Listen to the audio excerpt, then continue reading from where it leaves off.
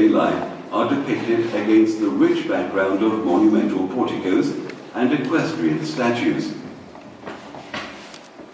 On the northern side of the Forum, with all the weight of Vesuvius in the background, Jupiter's temple was erected, a real Capitolium based on the famous temple in Rome. It was decorated with 3 statues, Jupiter, Juno, and Minerva, placed on tall bases so that they could be seen from the Forum, and completed with an ornate podium decorated with 2 equestrian statues.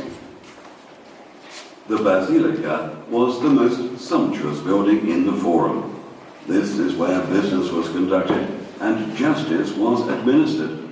Inside, it held a court where the magistrates sat and was divided into 3 naves with 2 rows of columns. The Basilica of Pompeii represents one of the oldest examples of this building type. Built on the strategic street that ran from the marine port to the city centre, this is one of the oldest existing examples of a religious building. The temple was placed on a tall podium and was surrounded by a portico.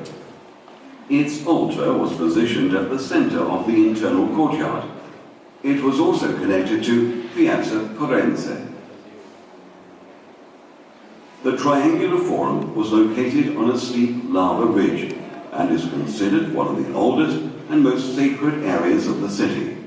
The Forum was accessible from Via dei Teatri, and the historic temple was dedicated to Athena and Heracles, who was considered to be the city founder. In addition to the temple, the location included a circular building and a gymnasium with a podium for ceremonies and prizes. The theatre district was home to the large theatre and the Odeon. The first was built in the middle of the 2nd century BC, but it was immediately renovated to meet Roman taste. Initially, both tragedies and comedies were held here, but after the 62 BC earthquake, it became the gladiators' dwelling. The Odeon was covered to improve acoustics and held shows by mimes, as well as singing and musical events. The cult of Isis was one of the most popular and widespread regions in the Mediterranean, and its temple was placed on a tall podium, with an altar in front of it placed in the centre of an arcaded court. Behind it, there was a room for initiates to meet and a sacrarium decorated with scenes from the life of the goddess. Baths played an important role in the Roman world. The Stabian baths are among the oldest known to us. They had a pool and areas for men and women who were strictly segregated, but their rooms were organized in the same way, with a dressing room that connected to pools for cold, warm, and hot baths. Warm air was provided for the entire building through a system of tubes and double flooring that circulated the hot air produced by the furnace and movable fireplaces. Noble dwellings, called domus, were built according to a standard layout.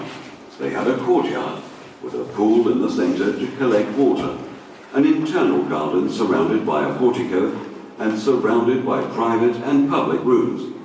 The areas dedicated to receptions and banquets were decorated with elaborate mosaics on the floors and frescoes on the walls.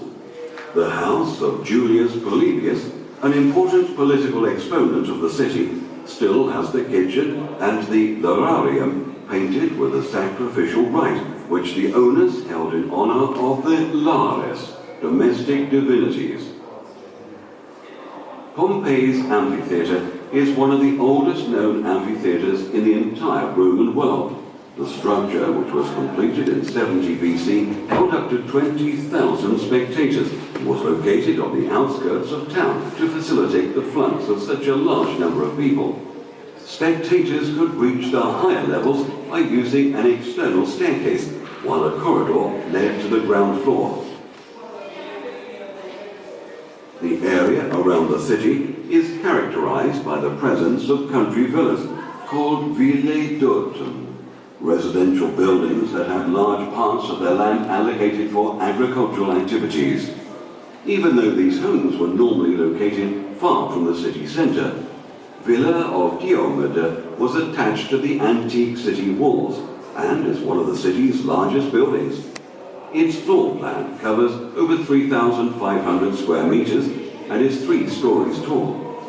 The gardens are one of the most suggestive parts of the building, with a covered open-air dining room and pool.